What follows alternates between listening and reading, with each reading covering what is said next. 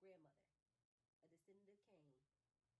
Yeah, so we have some Cain blood in us as well. All right. So, okay. And this is grandmother's 14, grandmother's 4, chapter 4, verse 13, and pages 111. Probably no. 115 now. And Ada at her birth was named Aku, whatever, after her grandmother, but she began to be called Ada after she was carried away. Why did he skip that?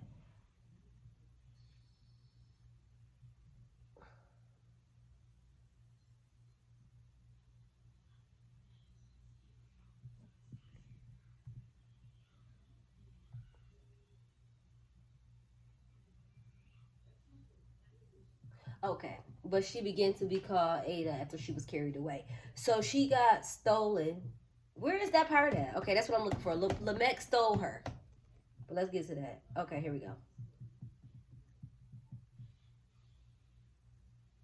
So, chapter 4, verse 15. And it came to pass that after these things, I began to see the wedding of Noam and Achel, who was later called Ada. And it was during the feast, wedding feast. And I looked with interest because I had seen this matter before with Urim, and I watched for what further I might learn, and I must confess, I was a little interested, so I could see if I had gotten it right the first time, and I could discern that Lamech the seventh from Adam came to the wedding with a careful plan, and he was a master of the secret society of Psychu, which is to say the secret society of the night. So they were murderers, the first murderers, just like they dad Cain. And in order for him to accomplish his designs of wickedness, it could only be accomplished if he obtained a maiden pure and fair who belonged to another, and it all had to be done in secret from his fellows. So the masters of the secret society of Saku, which is basically like a settlement, it was a settlement that Cain's descendants and whoever wanted to be wicked, they went there and they practiced sorcery. They were violent. They didn't want to share with each other. Uh,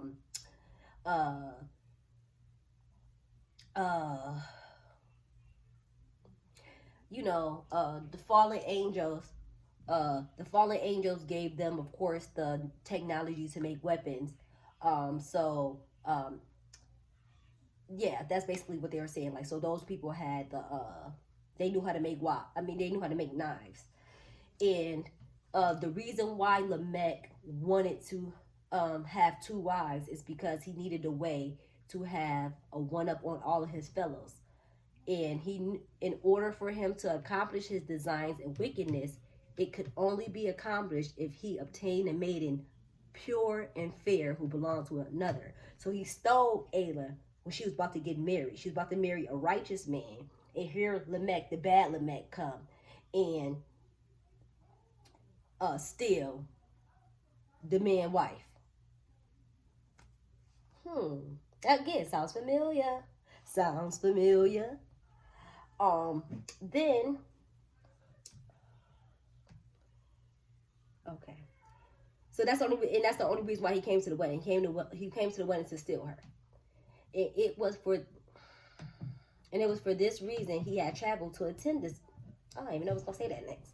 And it was for this reason he had traveled to attend this event that was unknown to his people. For the people of Lamech, Cain's people, for the people of Lamech did not have weddings, and he came intending to steal a maiden to pursue his evil purposes, and he had uttered dark sentences using the element of wickedness in his preparation for this matter. In order to safeguard the success of his undertaking, and under a pretense of anger, he went out from the mill, and I saw him lay a hold of a coup. They're going to call her a coup, but that's Ada. He laid a hold Ada, when she was apart from the others, and he restrained her so she could make no noise. But I saw that she struggled against him, and he bound her with cords, and he tied a covering over her mouth. So he did this, he put something over her mouth, and he bound her. And I saw him when he came to a cave where he thought he would be safe from pursuit, and he threw a cool down with her face in the sand, and she could not move. And in her heart she called out to, they call him Master the Lamb, but you know that's Yeshua or Christ or whatever you want to call him. I call him Yeshua. You may call him Yeshua, Yehoshua. Yeah. But in this book they call him Master the Lamb, which is the man that the Father became. In her heart she called out to Master the Lamb to come and help her, and by Lamech went to sleep. And it came to pass that later in the night, she felt a cool touch. So the Messiah spoke softly to her, and he said, I am sorry you are treated in such a hard manner. My heart grieves with you. And his presence was healing indeed, and it cast away all fear and dismay. And the Lord said, if you may, it becomes the children of the Father to forgive their fellows. For if you will forgive this man for all he has done to you, it will be a great help for me, and it will thwart the plans of the forces of evil, which are meant to change the course of many things, much to the sorrow of my Father, and the Most High. And this is Christ talking to Ada. And I have need of you to be forgiving and to endure long suffering for me. And in the end, you will be richly blessed. And a multitude of peoples in the earth will find salvation if you can continually find your way to forgive him. So our girl got stolen. Ada, our grandmother, she got stolen from her husband, Noam. And then she had to marry. She didn't even get married yet. Actually, she was like engaged. But he was about to get married, and here he comes. Still, he stole her because he wants to have a one-up on his fellows. Basically, he wanted to be a king. In so many words, he wanted to be a king. They didn't have kings then, though. But he knew the only way he was gonna get it was he had to be different from the other ones, and the only way he could do that is by stealing a wife from somebody else. So he stole her, and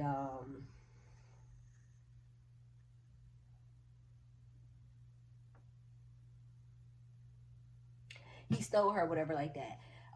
And then she was sad, but the Messiah, he came to comfort her, and he basically was saying like, I'm so sorry that you got to go through this. I'm sorry that he did this to you, but you know what? If you go ahead and go through this and you forgive him for everything that he's done for you, you're going to release something new into the earth. Like the spirit of forgiveness is going to be in the earth, where people can actually, even if you've been wrong, you will still be able to forgive your brethren.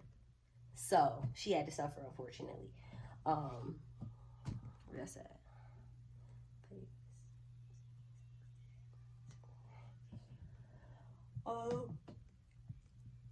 Excuse me. She had to suffer.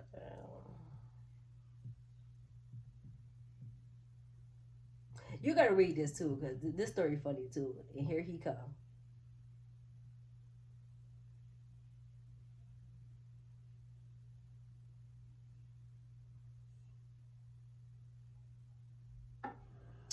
And it can be seen that it was indeed known that she was delivered back to her. Wait.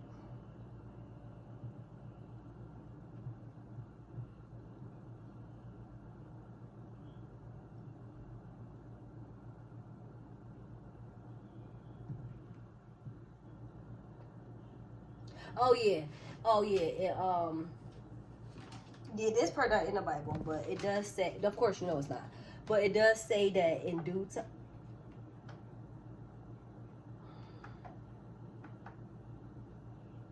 I think the Book of Jasher talk about this part. The Book of Jasher references this as well. But it does say that in a but don't worry, like you do got to go through this, but don't worry, I am going to restore you back to your rightful husband. Now, in the book of Remembrance, it will tell you that the sanctity of marriage is very important. It tells you about the first marriage of Adam and Eve. Oh my goodness, if you read the story, it's like the most beautifulest wedding I ever heard or seen in my life. Then I think we're going to get to it, but it's also going to tell you about the first divorce, and that was the most saddest and most depressing, most hurtful thing I ever read in my life. It had me crying because I'm like, I felt that kind of heartbreak before. So imagine the first person to ever feel that kind of heartbreak, the impact that it had. But in due time, I will show you back to your rightful husband. No. Oh yeah, I was saying all that because in this book it teaches you that God, even with the fallen angels and the angels and us, everybody has their creative vision of purpose. And you know, like basically what God will, what he wanted for us to do for, you know, his plans for our life. But a lot of us don't really reject it. Well, you can reject it. If you reject it, that's the ultimate sin. But if you, basically the Satan's job is to basically take us away from our vision. He basically want us, instead of us pursuing our vision of life, creative purpose, we be pursuing possessions. They tell you, oh, you got to get a degree, you got to get a house, you got to do this, you got to do that. Instead of telling you, no, you need to be, like the Bible, you know, like the scripture says, you need to be storing up your riches in heaven. Don't worry about now, because we ain't taking none of this with us to the kingdom. Yeah, so I suggest everybody read this book. It is a 4-part series. It's very long, but it just gives you another aspect of the Most High to make you look at it from a more spiritual side versus just the carnal side. All right, so what page I got next? What page? 119. So all this was on page 117. So we're gonna go page 119. Let me read this though.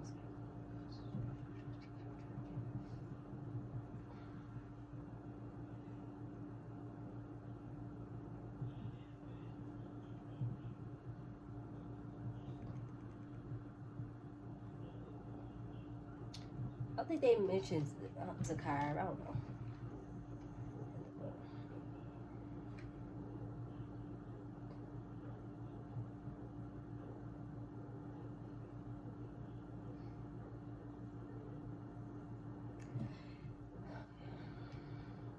So this is verse 25 in the context.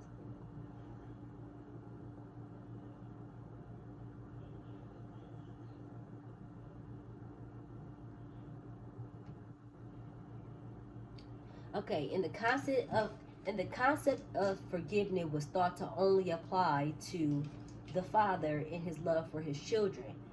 But with this, like basically how he forgave Adam and Eve. But with this infinite forgiveness by Ada, or Ada, I call her Ada, y'all can say Ada, by Ada, for such a wicked act, she was able to establish that all the children of men must also forgive one another, especially among the righteous. And that is the desire of the Messiah.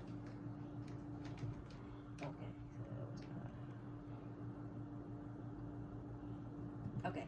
And it came to pass that when it was light, Lamech awoke and he emerged out of the caves and he looked about to see if they had been followed. And when he went back inside, he saw Ada sitting there unbound. And because the Messiah freed her. And Ada was sitting there unbound, and he was alarmed, and he said, "Why did you not flee?" And she answered not a word. And I knew he was a hunter and a traveler, and he would have tracked her down. And Lamech examined everything, but there was no sign that she was helped, and he was perplexed as to how she came to be free of her bonds. But when he was satisfied that they were not followed, he relaxed and he eased his mind. So he was looking around like, well, how does she give? Okay, whatever. Now the people of Nome, this was her rightful husband. They were not trapped. The people of Nome and Nod. So I'm telling you, this whole book is about what really happened before the flood. And he knew the people of Nome and Nod were not travelers. That's another little settlement were not travelers, and Lamech looked about and pondered which whether to once again bind Ada, and she said quietly, I will go with you. And I saw that Lamech was prideful. This is probably funny, I gotta read it. And Lamech was prideful and lifted up, and he said in his heart, no woman can resist me. Boy, she did not want you. Let it go. All right. So let's go to page 131.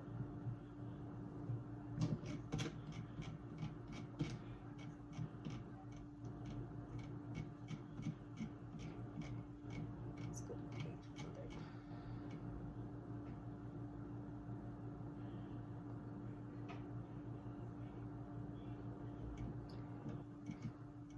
Verse 64. And Lamech.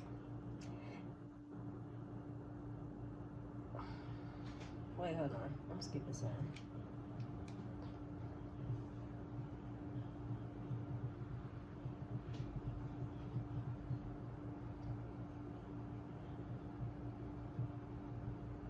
All right. So as you know, even the Bible concerning verse 4 through 3, that Lamech had 2 wives. So he already had a wife. He had a wife in wherever he lived. I think they're going to in Saku, another civilization of Nod. He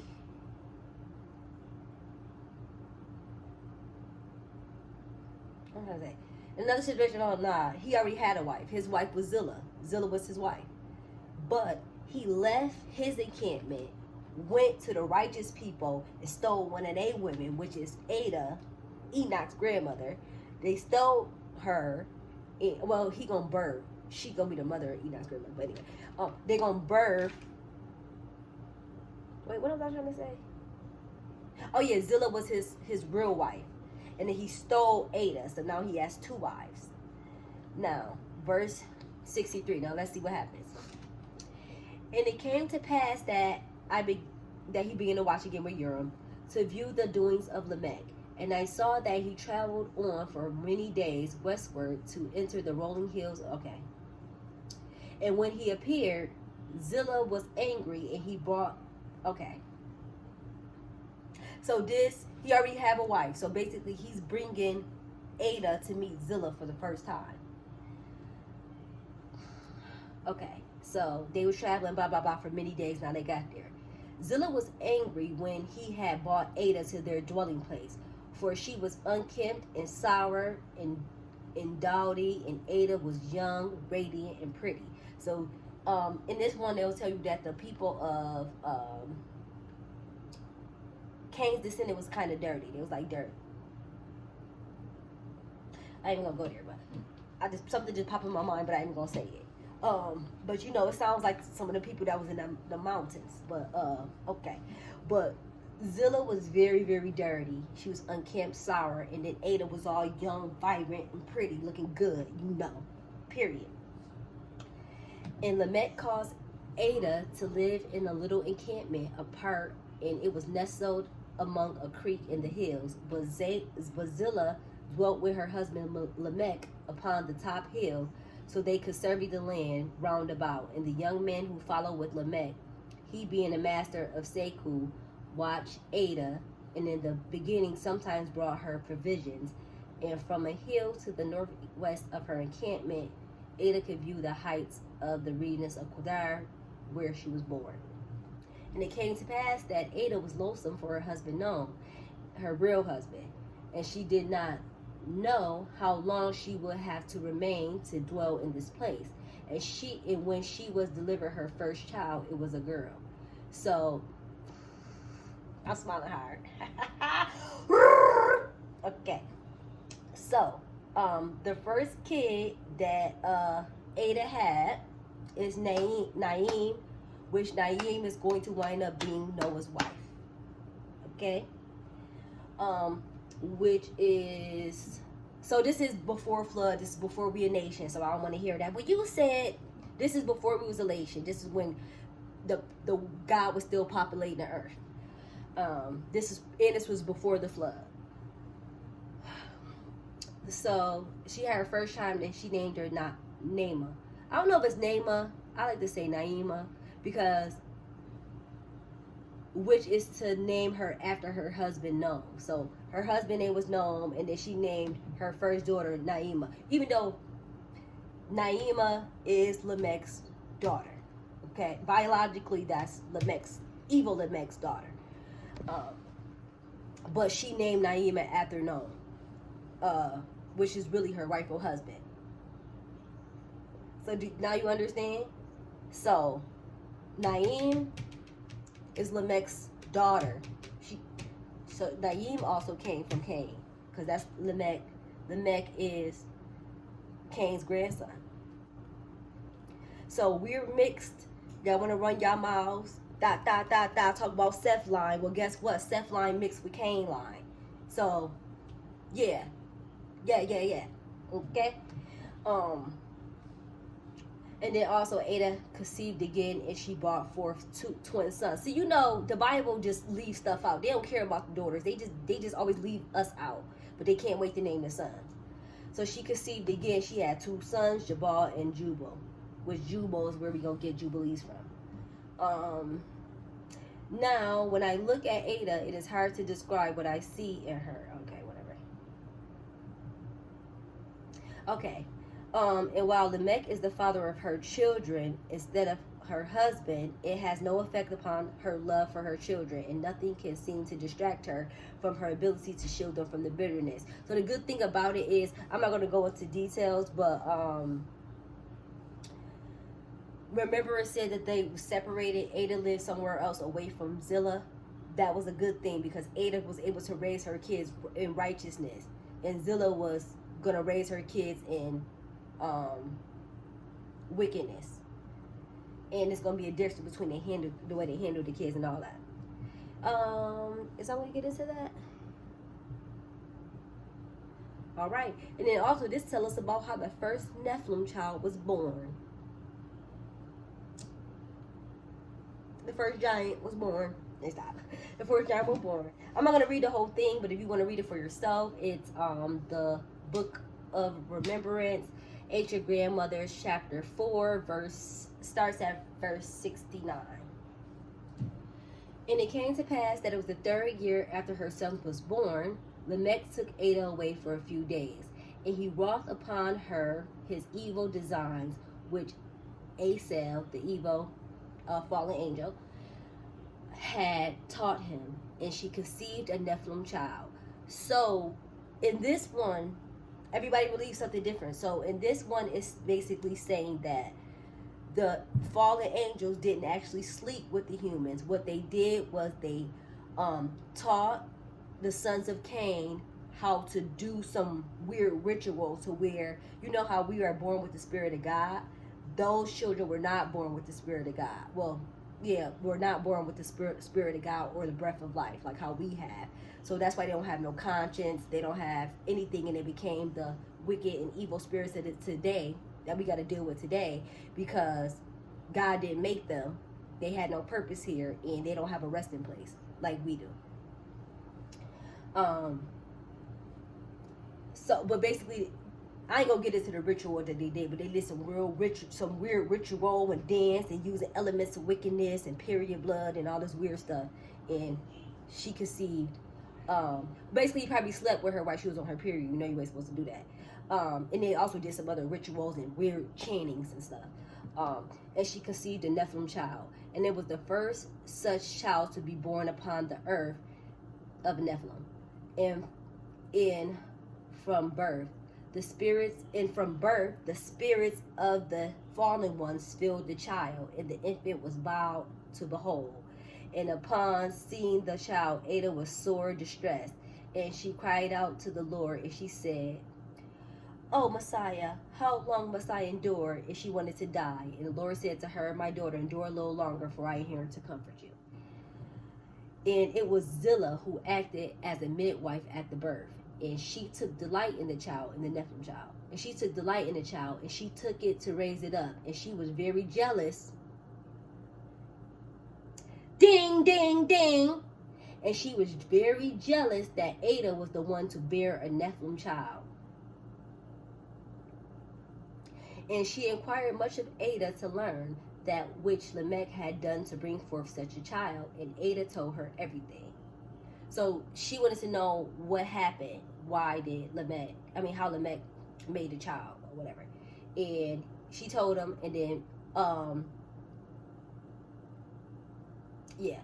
so Zillah, and then I'm just paraphrasing now because I, for the sake of time, but and it came to pass after those days that Naamah, grandma, nourished her mother back to health, and the Lord came in person to visit her, and his presence brought cleansing to her soul. And it came to pass that one day Lamech came upon Zillah when she was inquiring concerning the manner that was used to bring forth the Nephilim child, whose spirit was the son of the fallen.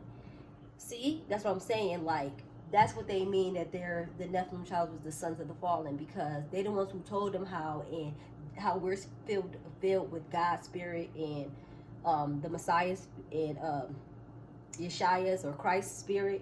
We were born with that spirit. He gave us the breath of life. They don't have that. They were filled with evil. They were filled with death. They were filled with the fallen angel spirit. That's what brought them into the world. So that's why they're different, and they don't have a dwelling place with God, because he don't play that. Nothing evil can enter his presence. He don't like that. And he was alarmed. Oh yeah, he was alarmed that his secret act should be known, which we all know that the act was known. It got passed around.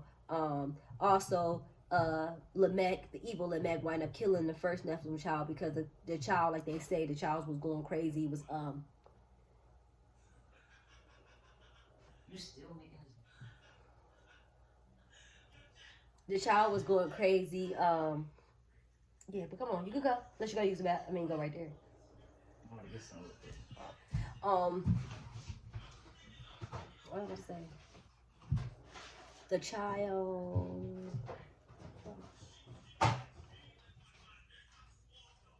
Sorry, got interrupted, but I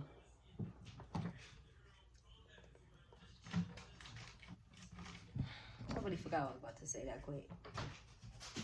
Okay, well, anyways,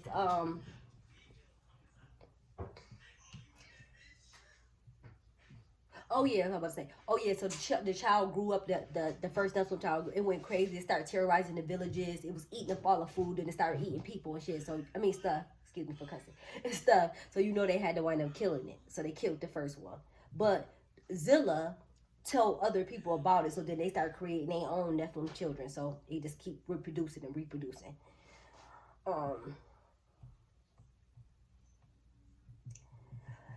And Ada conceived again.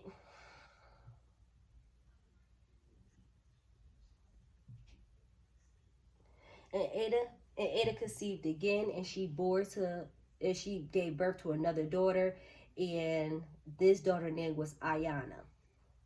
I don't know how to pronounce it. It's Iona. Ayana. This is going to be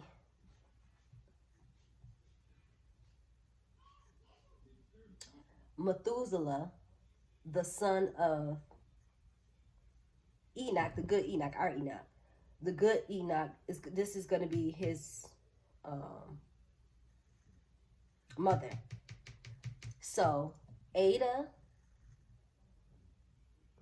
that they mentioned in verse 19 in Genesis, Ada had Naamah, which is going to wind up being Noah's wife, and she had Iona, which is going to wind up being Enoch's son's wife. Okay?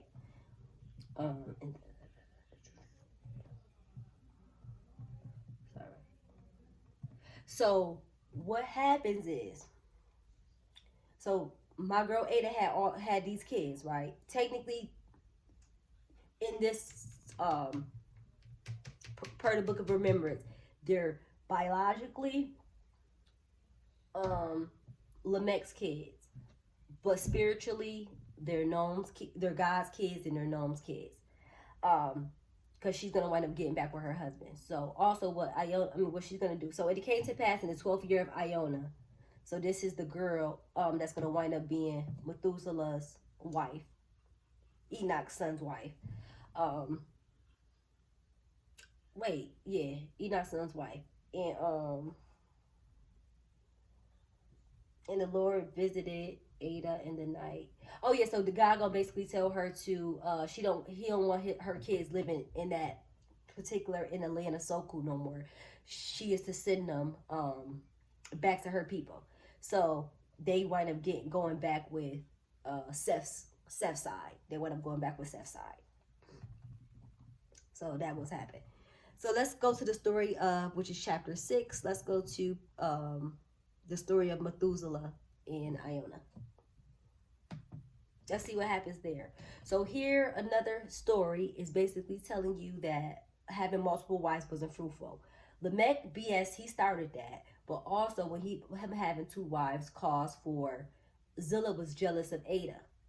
I mean, it wasn't a good reason. She'd have been jealous because you shouldn't want to have no evil, giant, ugly baby anyways. But she was jealous. So there was conflict there. Also, she was, as soon as the moment that Ada walked in the door, she was jealous of her because Ada looked better. Ada was young, pretty, clean. So like I keep saying, it's not like this is, God knows how women are. So that's why you're not supposed to have more than one wife. If you do, I bet it be a lot of stuff. I ain't gonna get into it probably till the end, but most people who agree to poly, if you're a woman, they were bi or gay before they came into the truth or got saved or whatever you want to call it. But let's go to chapter 6. I think that's page 125. That can't be page 175.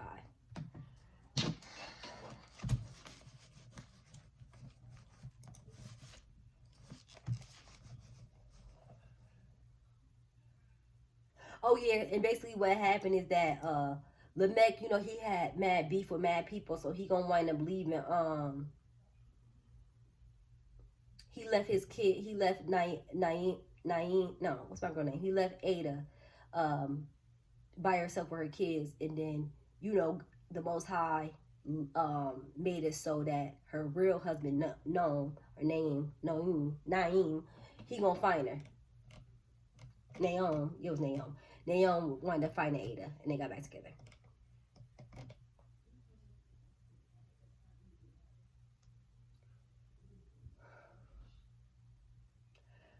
I'm even gonna get into that. It's irrelevant, but all right.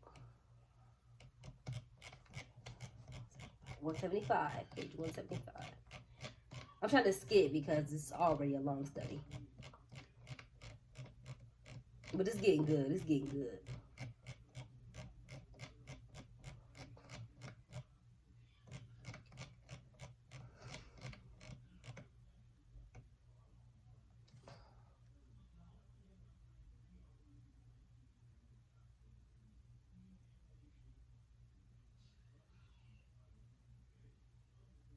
Oh, this was actually supposed to be last.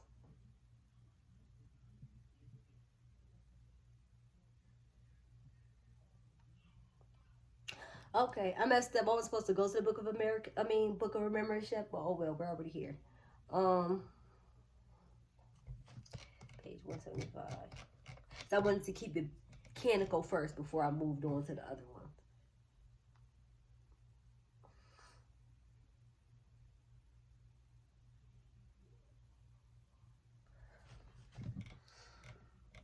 He was gonna be able to read that.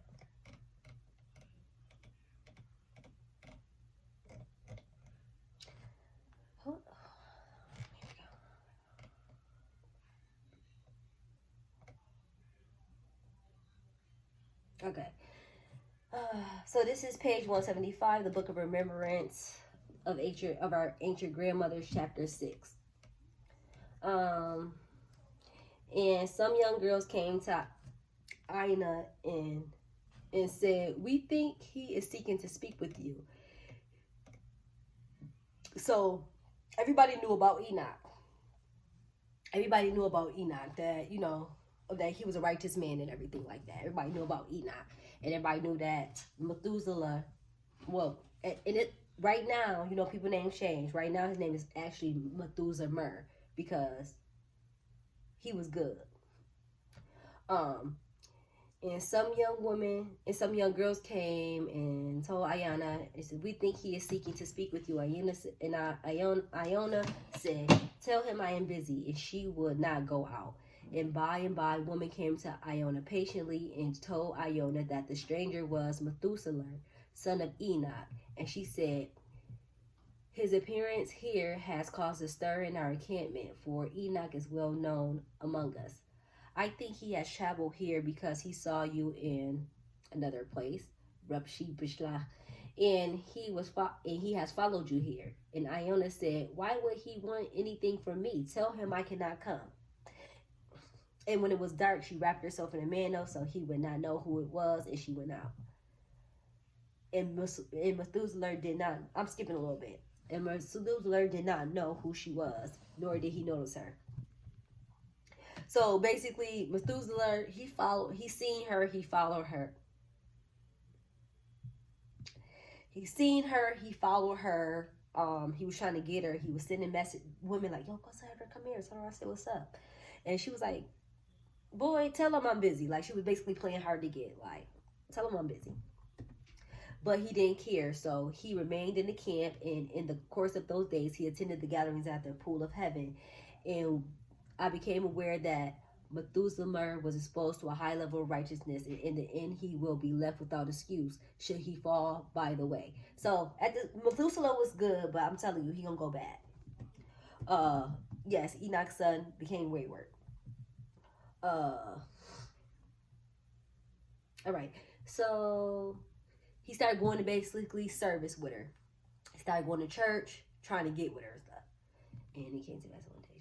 Oh yeah, and it came to pass one day. And it came to pass that one day she was she was laughing and playing with the children, and Methuselah was standing close by, and they spoke to one another, and they began to become acquainted. And in those days, an understanding of faith was not well known, and neither Iona or Methuselah could explain in depth to each other how they would rely on the Most High in times of hardships or doubts. And Methuselah did not know about the white stone. Oh, okay. So this is when he proposed to her. Like, I'm telling you, like, this is so beautiful. It's a different type. This book is different. And he said, "Will you accept these as an espousal gifts?" And he explained, "They mean for me that it is my desire that you always remain pure in your obedience to the Messiah, and that it is your strength that I need to carry me in the times that I may go astray." He knew it. And thus he explained the white feather and acorn. And she said, "I will see." I'm gonna have to stop in a minute. It's getting late.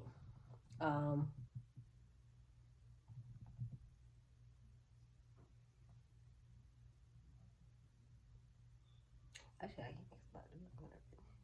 I'm almost done. In those days, she longed to be with her mother, and when she approached grandmother Aku, she said, Iona, if Methuselah could love the Lord as his fathers did, and if he could walk in deep humility and be repentant before the Lord, all their days together will be happy.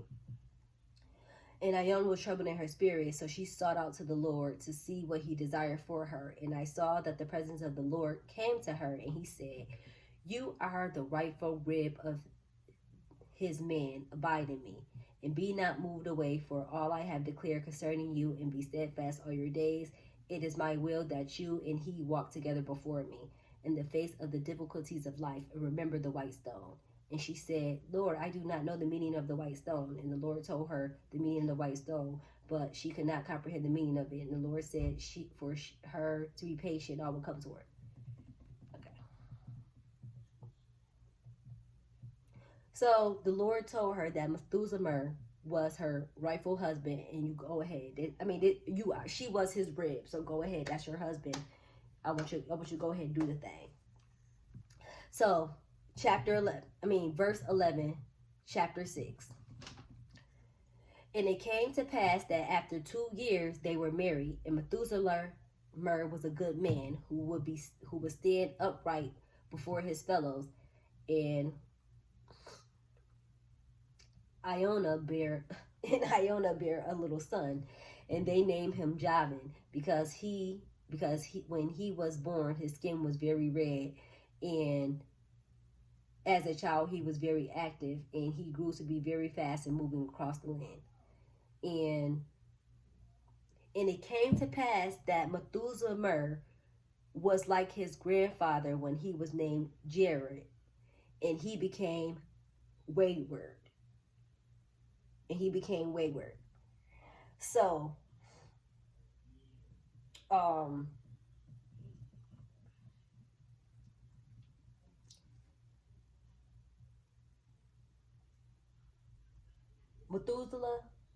Enoch's dad was Jared.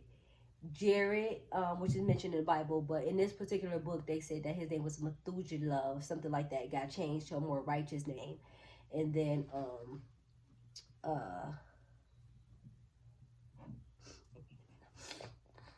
so Methuselah for 2 years was good. Then he became wayward. It's so much that he would travel in the hunt and be gone for long periods of time, and Iona had to call upon others when she was in need. So basically he was too busy not worried about his kids or his wife. He was worried about going on hunts and stuff like that.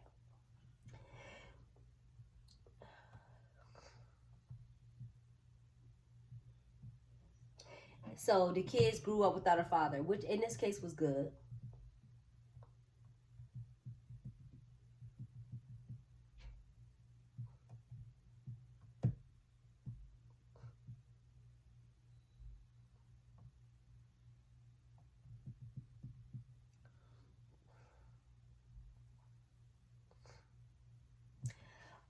So they're gonna wind us for now. So I saw that this is verse 17, still chapter 6. And so I saw that the offspring of Enoch was spread abroad because his son was wayward and irresponsible in his marriage, and in his vision of creative purpose, and Methuselah was not home. Methuselah was not home to teach his sons the ways of the ancient righteousness. And excuse me. 1 second. It's gonna be black for a second. 1 moment.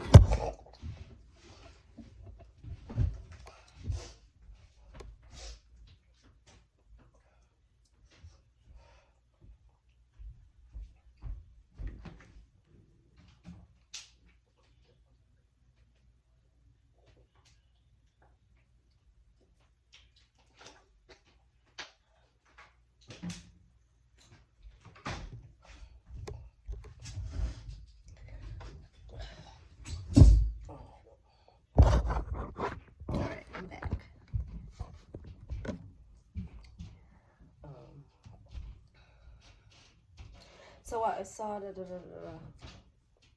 So Enoch's offspring spread abroad because his sons were wayward and irresponsible in his marriage and in his vision of creative purpose. And Methuselah was not home to teach his son the ways of the ancient righteousness. And as I thought upon these things, I remembered that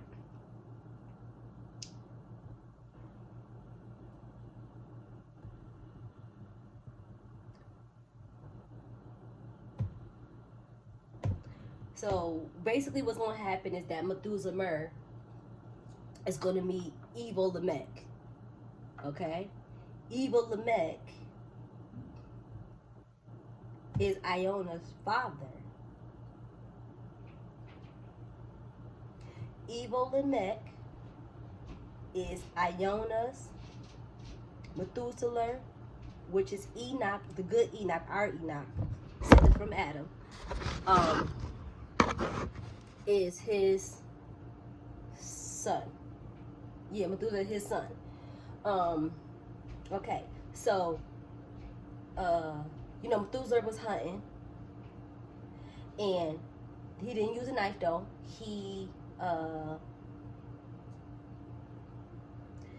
Methuselah was hunted, and he wound up meeting Lamech, and Lamech showed him how to use the knife, and Lamech wound up teaching Methuselah everything that he had learned from the secret life of whatever. So he basically, Methuselah, instead of learning, using what his dad, his real father Enoch taught him, he chose to follow his father-in-law and practice evil. That wickedness, that's what happened. So they met, whatever. So they met. And it came to pass, so he was gone all winter, so he came back in the spring. So it came to pass that in the spring, when Methuselah returned home, he did not even know that Ayana was heavy with child. And after he rehearsed all these things to her, he told her he liked the old man and that he had plans to return to learn from him. And he told her that his name was Lamech, a descendant of Cain. And he said he would meet him at a special place when the next moon was full. And Ayana said, he is my father. Do not go to him, nor think of that which he has taught you. For he is a master of the secret society, occult. But he was the matter of the secret society of Seku, and they are evil indeed. And I fear you will fall prey to his teachings. And Methuselah was taken aback, and he sat down astonished, and he answered her not a word. And a foreboding came over Iona. And when her child was born, it was a boy. And Methuselah wanted her to name him Lamech, for he said it would please the old man. And so it came customary. This is how we did it. And so it came customary by some to name a child after relatives. So our Lamech, now this is the good Lamech. This is going to be Noah's father.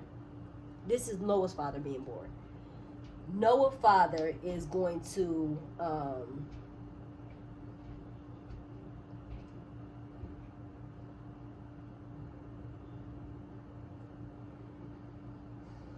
Noah's father. Well, I call him the good Lamech. The good Lamech is going to. What's I'm trying to say? Okay, I'm getting ahead. Okay. And Iona loves her child, and she held the rich forgiveness in her heart, just like her mother. So so she did. She went ahead and named her son Lamech. So we got the evil Lamech, and we got the good Lamech. So now, just so you guys know. And it came to pass that after those days, Methuselah was gone for a period of 3 years. And he was not present for the naming of the child. So you sat there and left she was pregnant with Lamech. He already didn't care about his other kids because he was too busy worrying about hunting.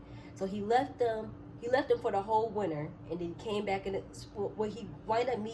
went hunting in the winter, and he met Lamech. He left his kids and his wife for a whole winter, but then he came back in the spring. So he must have got her pregnant right before he left. And he didn't even know that she was pregnant. When he came back, she was heavy with child. And then when he came back, he told her, like, yes, I met your father. Let's name our baby after your father. She was like, no, dude, don't talk to my father. He's evil. And she was like, and he didn't care. He didn't listen. He went ahead and went back to talk to Lamech, and he left his family again for 3 years. All right. So he's gone for 3 years. Now, Ayana's about to receive word from her husband. Let's see what happens.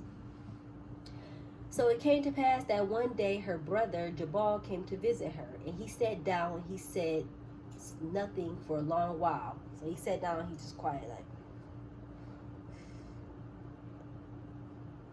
he didn't know what to say. He was trying to gather his thoughts, basically. But I'm gonna tell you why. And he sat down and said nothing for a long time, and she prepared. Oh, this is chapter 6, verse 27, page 183. And it came to pass that the one day, okay, whatever. And in the food, she added a spice and indicated that she would be humble and willing to do her repentance and okay. And then he finished eating, and he began to speak, and he said, Iona, my dear sister, my sons who await without have been tending their sheep in a distant place, and when they went about to seek out good pasture, they learned some news. And Iona said, say on. And he said, your husband, Methuselah, is now called by the name Methuselah, for he is a man of the dark, and he has become a master of the Seku. So he followed after Lamech, the evil one, the first one. And what did Lamech do? How many wives did he have? Oh, okay. So, and now he has taken 2 new wives, and they are twins. One is named Zana because she acts very wickedly before men, and the other name is Edna, and she only desires to gather strange possessions. And these 2 women walk mincing as they go. And my son saw them, and they saw that they have never before beheld such women. And the camp of your husband is very strange, and is built up round about with walls. And when they were close to him, they spoke to him, and he sent word that you are directed to come to him. And he said he wants to protect you because he is worried that the things you know about him may bring you both harm, and he now desires to look to your welfare. And Iona wept, and Jabal comforted his sister, and she sat upon the ground and cast dirt upon her head. Sounds familiar?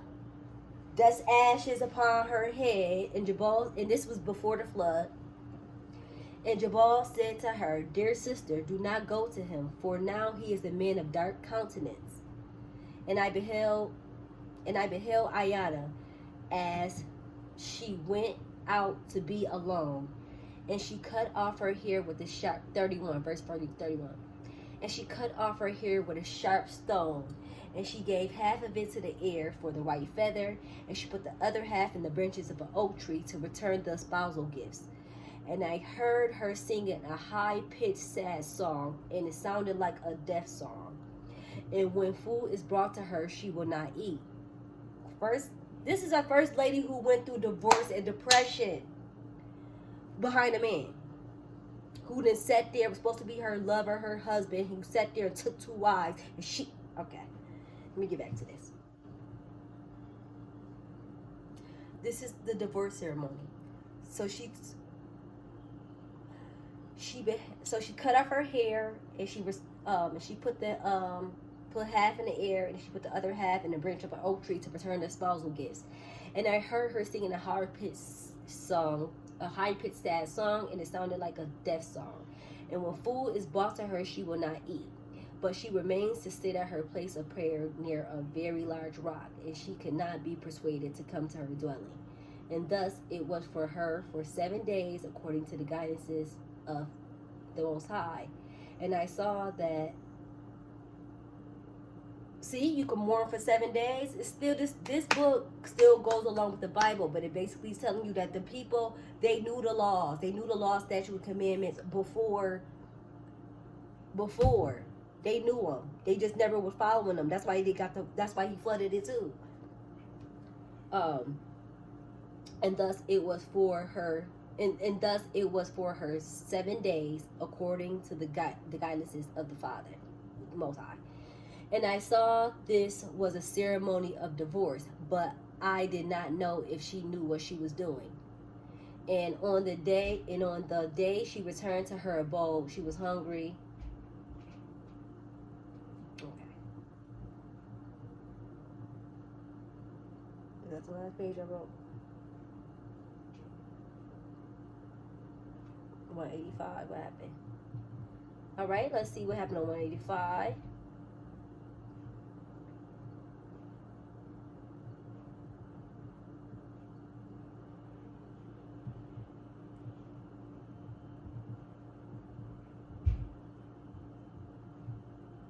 Okay. Page 187, verse 40. And many who were present wondered if the tablet.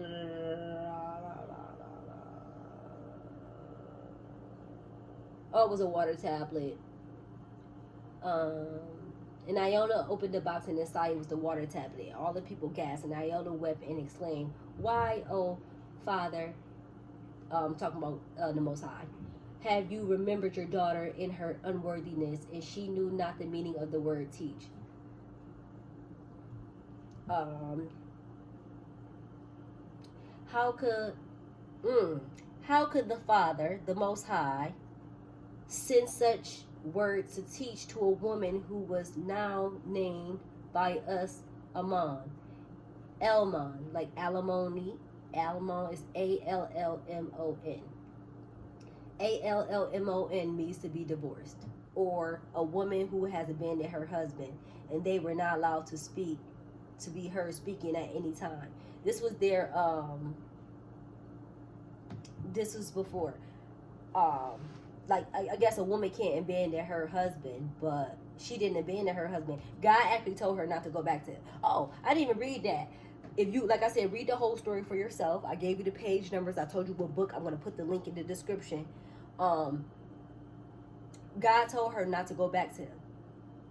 So again, like I'm telling you, like that multiple wife stuff, like no, he's not. No, he tolerates it, but he's not cool with that. He's not down with that. That's not his plan. All right. What is 190? I think I got something on 190.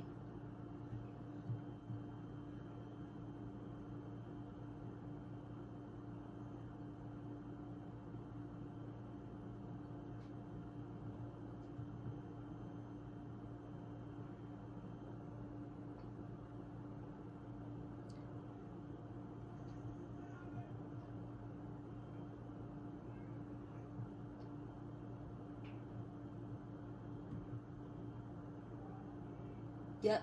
So Lamech gonna marry Bolton. Bolton is Noah's. Lamech gonna marry Bolton. Lamech and Bolton. Bolton is also the daughter. She's the daughter of Enoch. So one of Enoch's sons.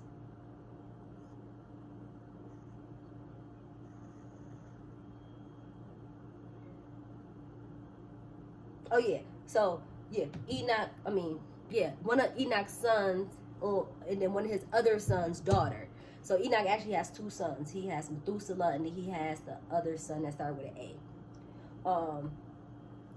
So Bolton is the other son that starts with an A daughter, and then Methuselah had Lamech, good Lamech, and those two got together, and they're gonna have Noah. And everybody who's on this earth right now came from Noah and his three sons. Shem, aka the first Melchizedek. Okay? Alright, next stop. I'm just playing. Alright, so, okay. So. Alright, so that's enough of that. So I just wanted to bring out some other sources. So we went into the backstory of the first man who ever had multiple wives. We looked at the first divorce ever. We looked at all this stuff, and all this stuff is because of Poly, right? Oh, and let's read one more thing that the Book of Remembrance has to say about Poly.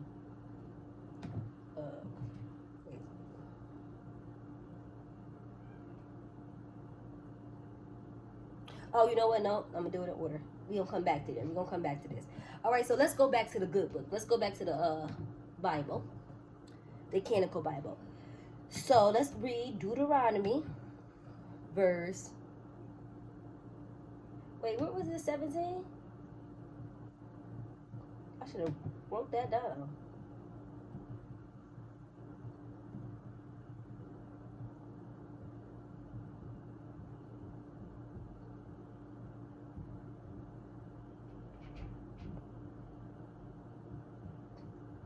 I didn't even write this one down, but first let's read Deuteronomy 17 and 17.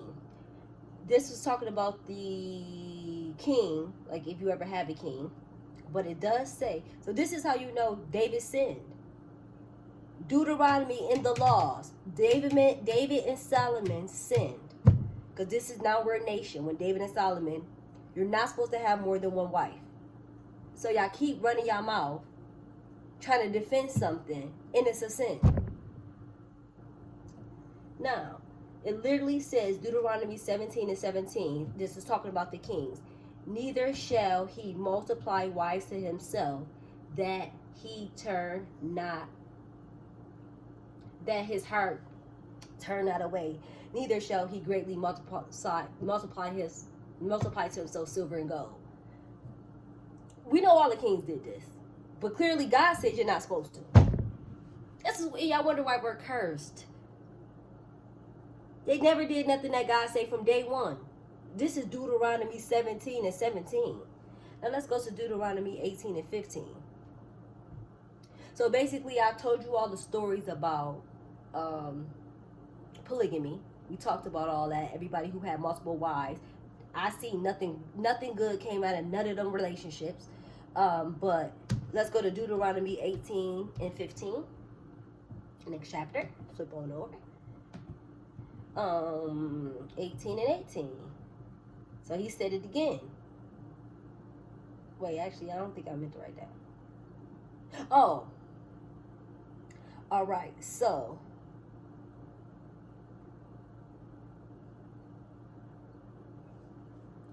Okay. So. Oh, okay. All right. So actually, I went out of order. So let's go in order. Let's start. I said.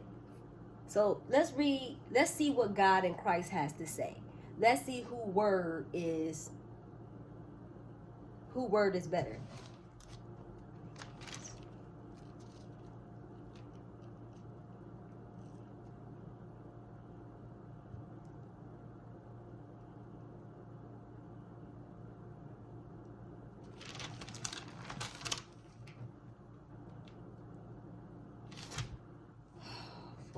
I gotta go in order. Okay, so Deuteronomy 18:15. We're almost finished. The Lord thy God will raise up unto thee a prophet from the midst of thee. Oh, this is Deuteronomy again. This is Deuteronomy 18:18. 18:15. So let's see what the Most High has to say about Christ. All right. The Lord thy God will raise up unto thee a prophet from the midst of thee, of thy brethren, like unto me. Unto him ye shall hearken. So this is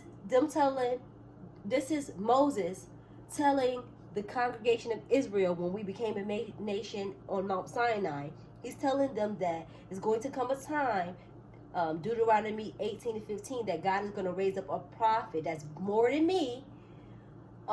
He's going to be a brethren like I am, and you shall hearken. So listen to Christ. When Christ is born, you should listen to him. Okay? That's what it says. Then let's read Matthew 17:1-2.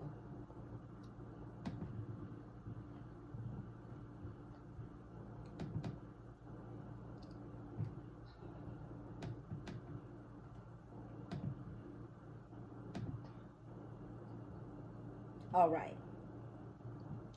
Matthew 17:1-2. 1 and 2. And after 6 days, Yeshua taketh Peter, James, and Yachanan, his brother, and bringeth them up into a high mountain apart, and was transfigured before them, and his face did shine as the sun, and his raiment was white as the light.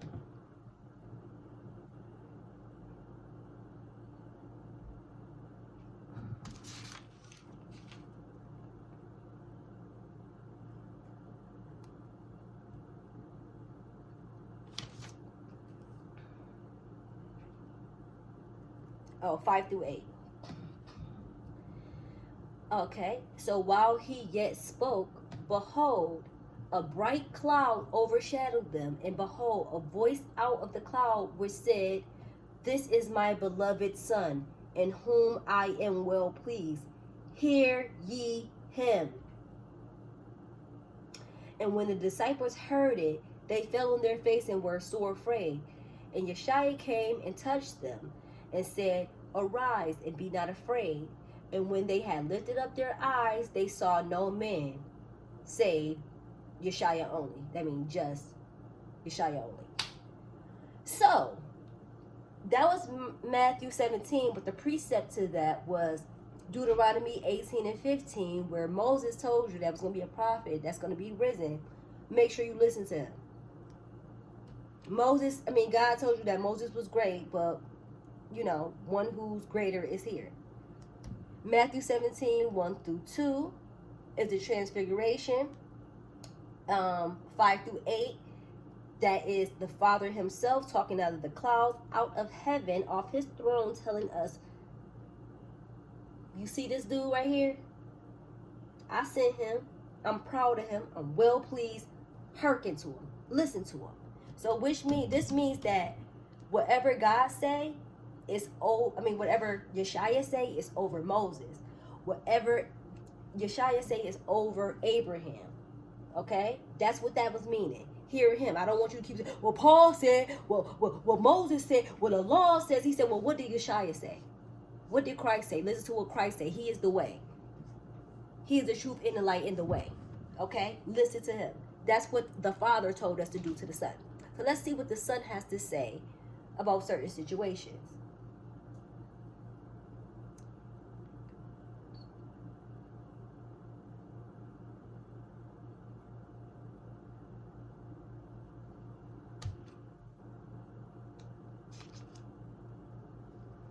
Oh, then that's when I actually went to Deuteronomy 17 and 17, which I just read earlier, that states that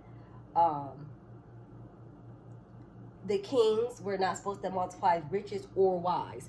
So y'all always want to say, well, King David and Solomon did it. We can do it. Number one, they sinned. And number two, you're not them.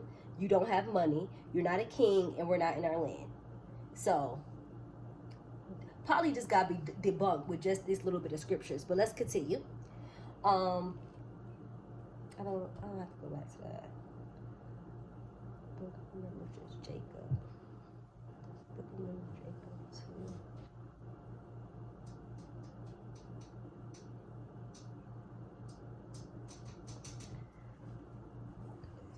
All right, so Mark, we're going to go to Mark 10, 6 to 9.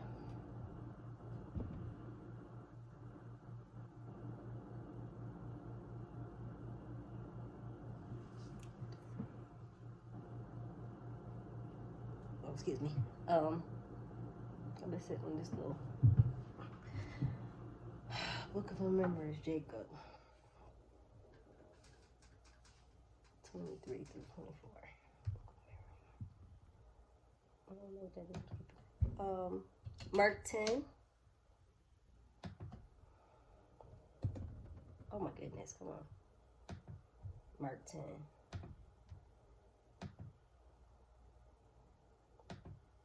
Mark chapter 10, 6 through 9.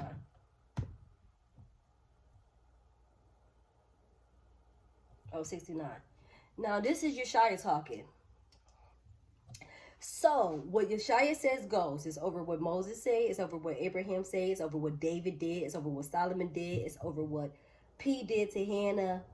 His word goes.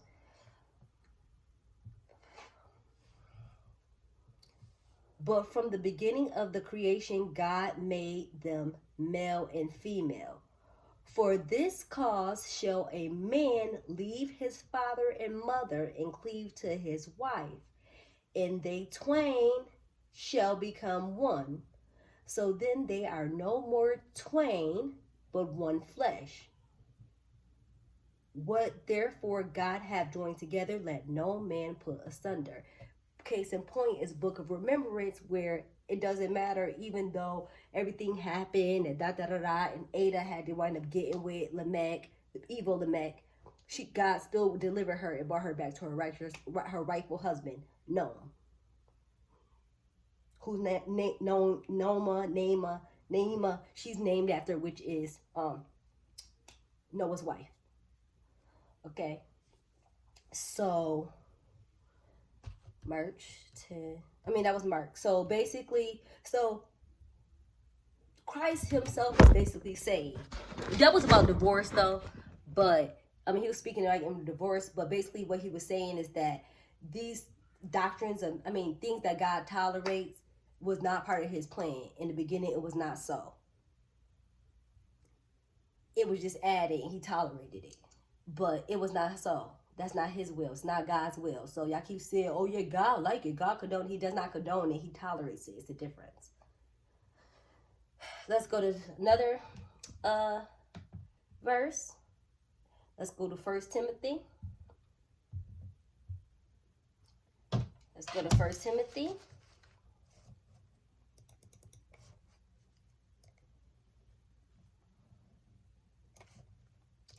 Go to 1 Timothy chapter 3, verse 2. A bishop then must be blameless, the husband of one wife, vigilant, sober, of good behavior, given to hospitality, apt to teach.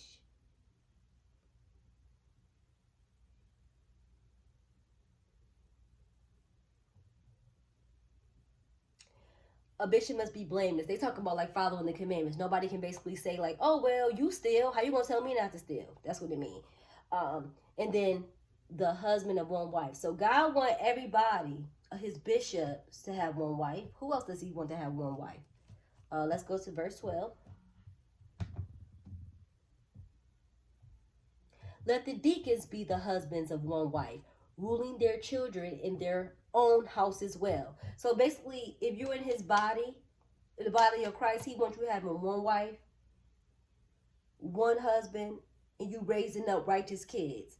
Not like I'm not saying David not righteous, but what I'm saying is that David had all those multiple wives, and his children, his sons, wind up having multiple wives as well, and they all were wayward.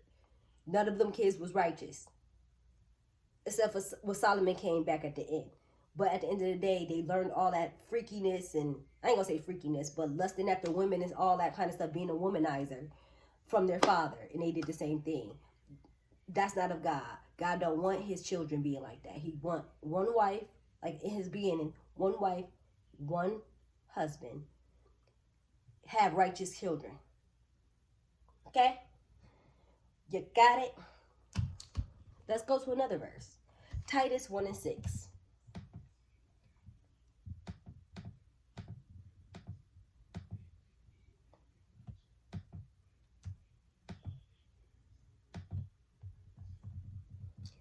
If any be blameless, the husband of one wife, having faithful children, not accused of riot or unruly. I said it, but the word confirmed it.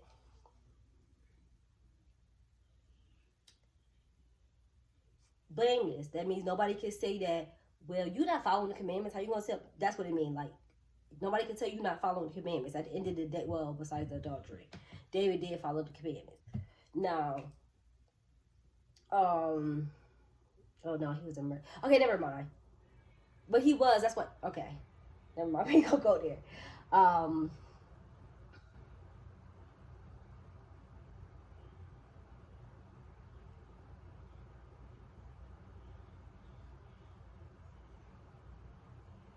All right, what's next? Then we got Matthew 19 and 8. We almost done. We literally only got a few more. Matthew. They doing this on purpose, and I'm getting a little sleepy. Matthew, but you ain't gonna work. Holy Rakadesh, activate. Come on. See, y'all told you doing this hating stuff now. Rakadesh, activate. Rakadesh, activate. Activate. Activate. All right. Matthew. I said Matthew. Why are you on Titus? Matthew 19, chapter 19 and 8.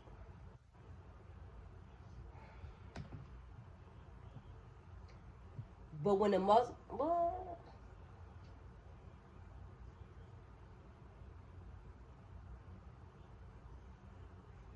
Oh, I'm on 9 and 8. I'm like, wait, what? I'm gonna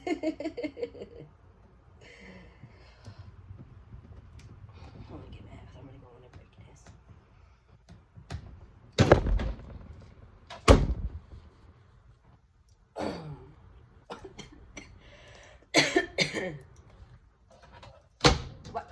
And I keep going to. All right.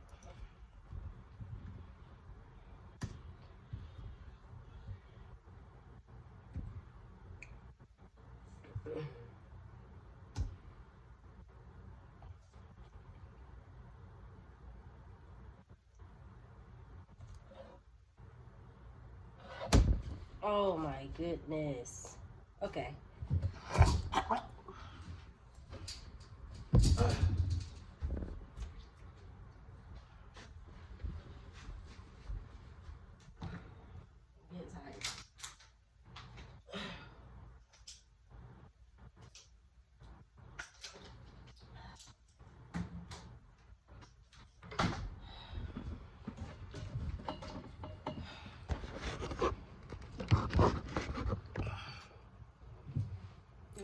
Come on, God.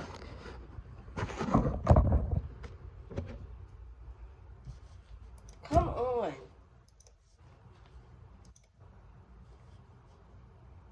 Keep going on Matthew 9. It's making me mad. 19. 19. 8. Yeshaya said unto him, he said unto them, Moses, because of the hardness of your heart, suffered you to put away your wives. But from the beginning it was not so. Again, he's letting you know that certain things was allowed, but in the beginning it was not so. It is still not so, especially being it now that the old, you know what I'm saying, now we're under a new covenant. So do not think you can bring that old stuff back into the new covenant. God do not like adultery. He does not like divorce. So in another one, they basically say, one of these, I don't know if I have the verse in there, but in one of the verses, he basically say, if you're going to cheat, it's better for you not to get married at all. Don't get married at all. Because y'all not marrying because for love. Y'all marrying because of lust. All right. Then we got Genesis 2 and 30, 23 to 24.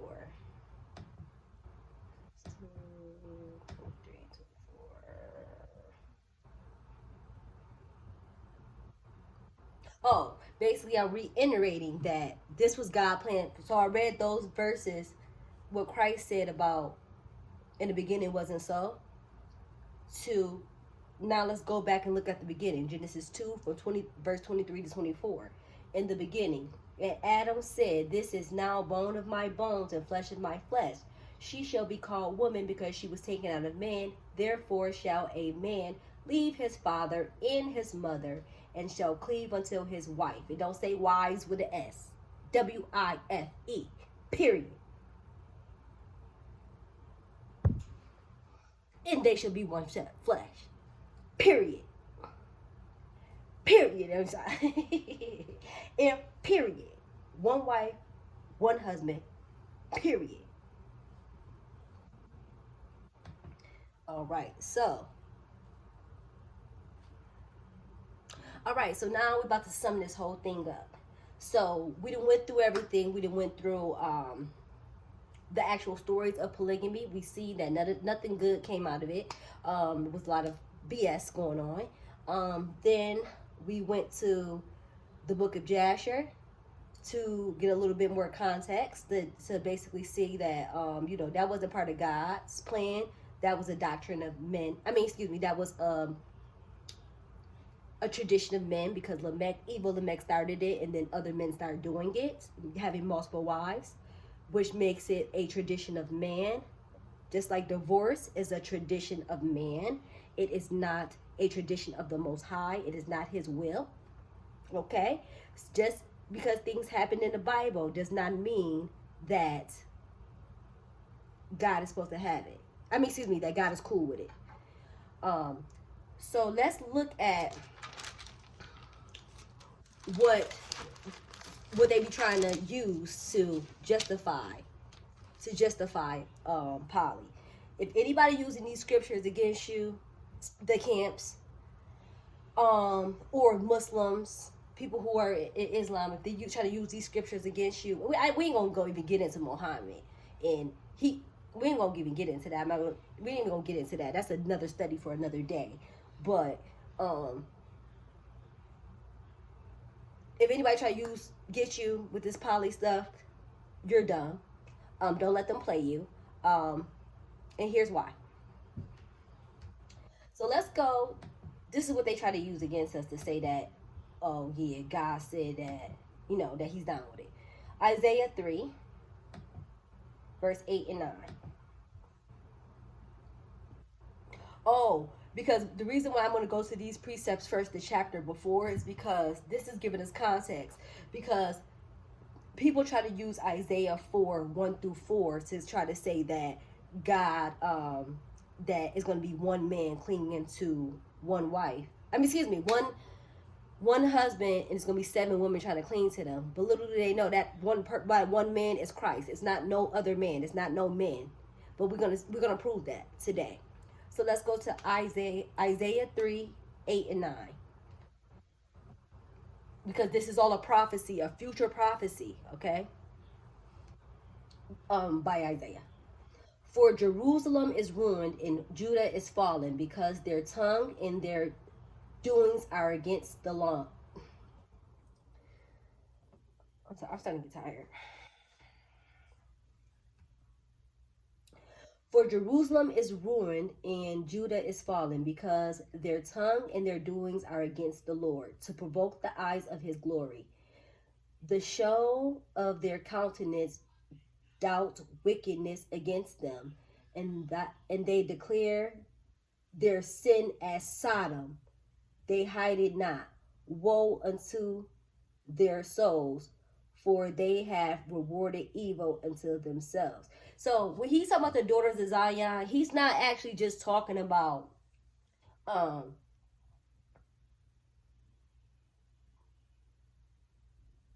women, black women, or the Hebrew women. Or women, period. He is talking about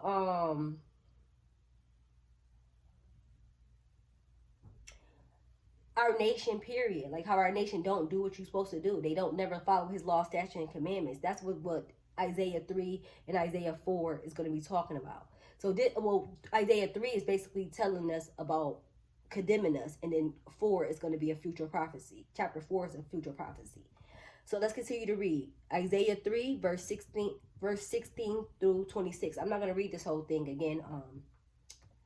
It's been long, but if you read literally, Isaiah 3 is called the daughters of Zion, and it's basically going on about, basically saying, moreover, the Lord God said, because the daughters of Zion are haughty and walk with their necks stretched forth and wanton eyes, walking and mincing as they go. Walking and mincing as they go. They use that exact same language in the book of remembrance. They said that's what the new wives that Methuselah took. They was walking around mincing as they go, and making a twinkle with their feet. All right. So like I said, I'm not going to read all of this, but basically, okay, he's condemning the women. All right. All of them. And it shall come to pass, that instead of sweet smell, there should be a stink. This happened already.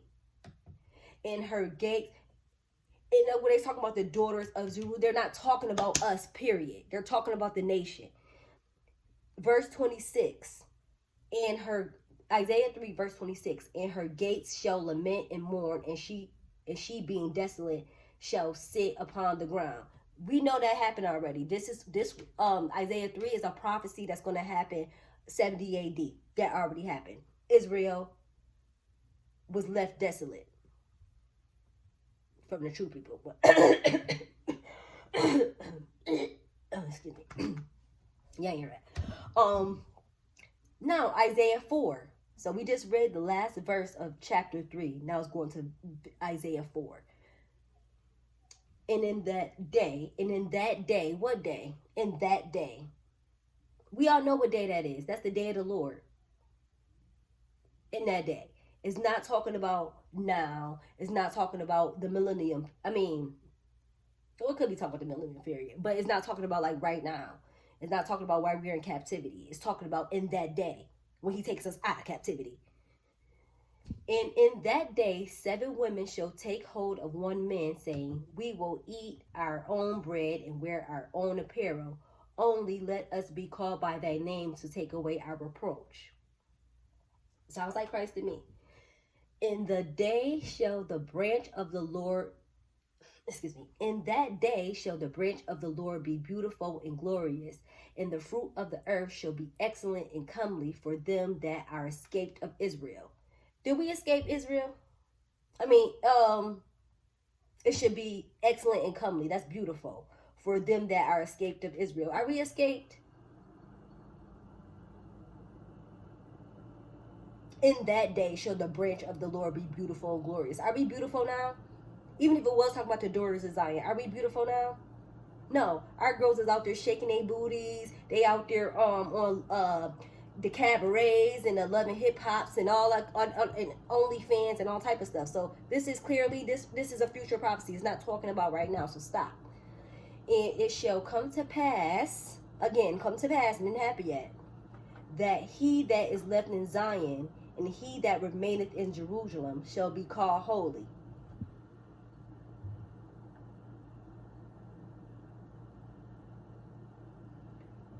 Even after one that is written among the living in Jerusalem. When the Lord shall have washed away the filth of the daughters of Zion, and shall have purged the blood of Jerusalem from the midst thereof by the spirit of judgment and by the spirit of burning, the lake of fire. So verse 1 through 4 of Isaiah is not talking about right now. And to tell you, I really think that that's in that day 7 when they're talking about Christ, because we gonna be clinging to Christ, because we gonna want to be righteous. We want him to cleanse us so we can go to the kingdom. Okay, that's what this is about. It's not about during tribulation, during the 7 years that you're gonna want to go take that women are gonna be clinging to one man. It said in that day. That's when Christ is already here, not the 7 day tribulation. Every time it mentions that day, that's when Christ hits Mount Olive. Stop playing. All right, what's the next verse we got going on here? Oh yeah, this is how you know that they're telling the story, because Isaiah verse 4, 1 through 11, this is the regeneration when he comes back. And I said, I believe he is speaking of himself as being the husband. As we know, what are we going to do? I ain't put that verse in here, but what does it say is going to happen when Christ touched down? The first resurrection. We're going to go up, meet her in the air, and have a marriage supper. And then I think I got that verse in here. He also said, y'all not going to no longer call me Lord. Y'all going to call me Ishi. What is Ishi? Husband. Therefore, all of this, that all ties into Isaiah 4, which means that Christ is what? The husband of the church. The husband of Israel. The husband of the righteous. Y'all know that. So please stop, brothers, trying to manipulate women with this folly. God said one man and one wife, and that's it. And you women that's doing it, that means you're gay. Let's call it spade a spade. You're gay, or you got low self-esteem, because I don't understand. And in America, it's only legal for you to marry one wife. Therefore, if you only marry to one woman, the rest of them are concubines, or HOEs, aka side chicks. Call it what it is. Now let's go. Let's see. Okay, so like I said, we're gonna meet them in the air, and we're gonna come down, and then let's see what else is gonna happen. Let's go to 1 Corinthians chapter 15, verse 51 through 54.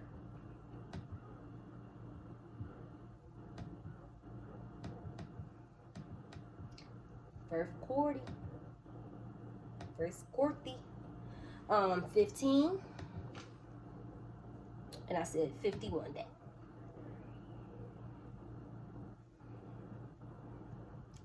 Behold, this is Paul. Behold, I show you a mystery. We shall not all sleep, but we shall be changed in a moment, in the twinkling of an eye. At the last trump. The last trump is that day.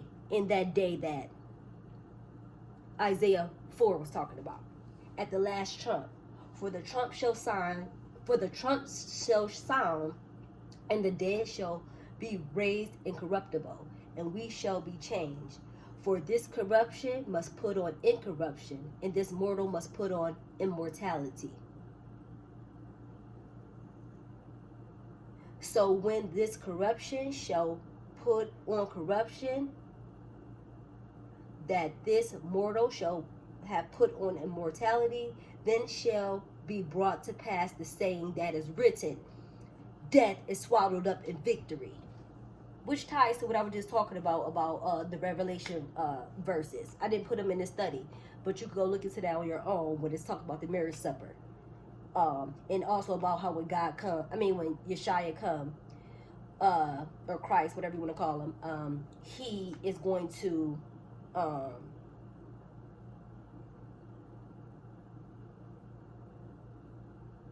swallow death up. You know what I'm saying? In death, defeat death. And everybody gonna live forever. It's just that, do you want to live in the kingdom, or do you want to live in a lake of fire and have worms eating at you and all that? I know I want to go to the kingdom. And y'all practicing this folly, you could end up in a lake of fire. All right, let's go. And then this is another reason I'm going to prove to you why Isaiah 4 and 1 through 4 is not talking about right now, why we're it's not talking about in the life. Why we're in the life. No, I can't speak. In the flesh. It's not talking about when we're in the flesh. Because let's go to verse Mark.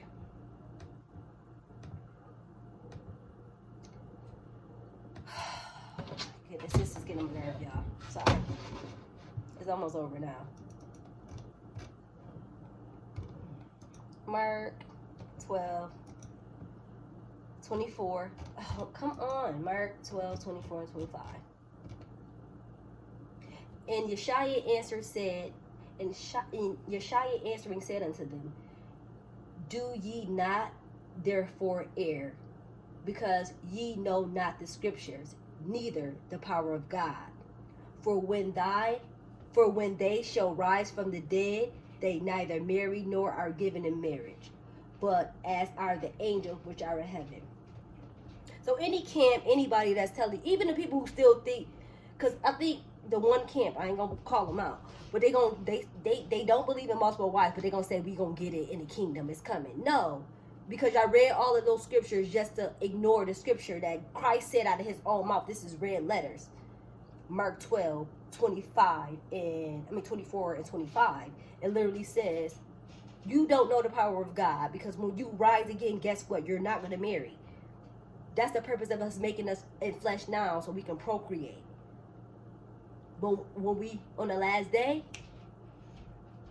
you know how many generations and generations has it been? Do you think he need more people? He don't need no more after that.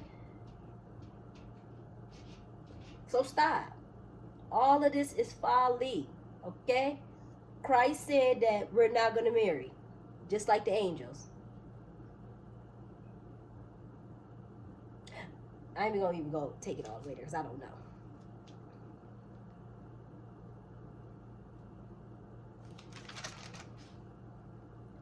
And last but not least, let's go to Hosea, or Hosea, however you want to pronounce it. This is the last scripture. Let's go to Hosea. Come on. I'm getting mad. So I'm getting sleepy. It's literally 1 o'clock in the morning on the Sabbath now. And I still got to get up and go to church. So, Hosea 2. Hosea 2 and 16. Israel, a faithless wife. A faithless wife. So God always refers to Israel as being his wife. Well, the church or the righteous is his wife. 2:16. 2:16. Last scripture. Oh, like I already mentioned it, but let's say. And it shall be at the day, saith the Lord, that thou. Hold on. And it shall be at that day, again, what is that day? The end. Saith the Lord, that thou shalt call me Ishi, and shall call me no more Bali. which is we all know that's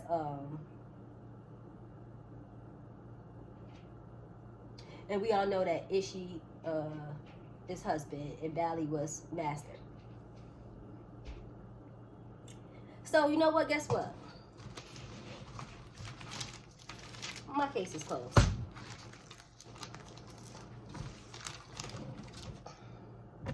I'm gonna put all it's probably like 50 scriptures, stories you could read, all that basically let you know poly is not fruitful. It was not part of God's plan, but he did tolerate it. And the whole thing just got debunked. Moral of the story. God's plan, one man, one wife on earth until the kingdom where Christ will be the one and only husband.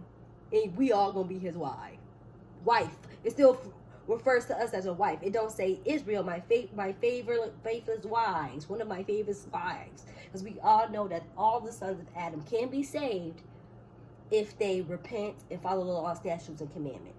So that's what I want to bring out. I just want to bring out the truth. I want to, debunk some of these fables that's going out in the world. Using scripture, using other sources. And it's going to be more studies coming up. Again, this is my first one. This is my first one, and I don't have any equipment or anything like that, but I just really had to get this out because I'm seeing too much. And too much of this is happening, and too many women are. Oh, I left one more thing out, the most important part. And too many women are falling for the trap. And you basically could be missing out on your real husband dealing with somebody else's husband. Okay?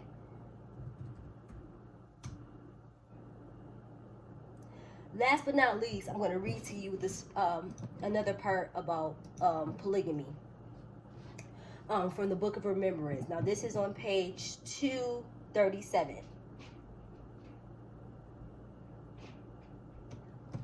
This is verse 105. And for those who consciously choose not to embrace the sanctity of marriage will find that some of the joys of life they could have had will have forever passed them by. This is the Book of Remembrance when it's telling us exactly what's going to happen in that day, on that day, Judgment Day. And for those who consciously chose not to embrace the sanctity of marriage will find that some of the joys of life they could have had will forever pass them by, never to be theirs. And I further saw that those who live in polygamy will be forever stained with the corruption of having stolen the wives of other men, and their children will be ashamed of their behavior when they discover who their rightful father was. And their uncleanliness will be very difficult to overcome in the midst of eternity, even in the light and love of the forgiving grace of the Messiah. And you can go on and read the rest yourself. So this basically said you're gonna feel doo-doo when you get in front of Christ, and he say, "Yeah, I never said I wanted this." And it's gonna take you a minute to basically be able to, be like, "Oh, okay, I'm sorry, Lord." It's going to take you a minute to get there, but you'll wind up getting there. And it basically said that your children will be ashamed of your behavior. So that's what I'm saying. Like, we're going to wind up, like, probably in the last day, we're going to find out, like, dang, everything we learned. Well, we find it in our mom. Now, everything we learned from our parents and stuff is wrong. Even now we're breaking generational curses because, like, even you just learn stuff. Like, I seen that TikTok where the person when they told us how to actually tie on a robe. We all just put the button on and tie it like that because that's what we seen our parents do. But at the end of the day, that's not even how you do it.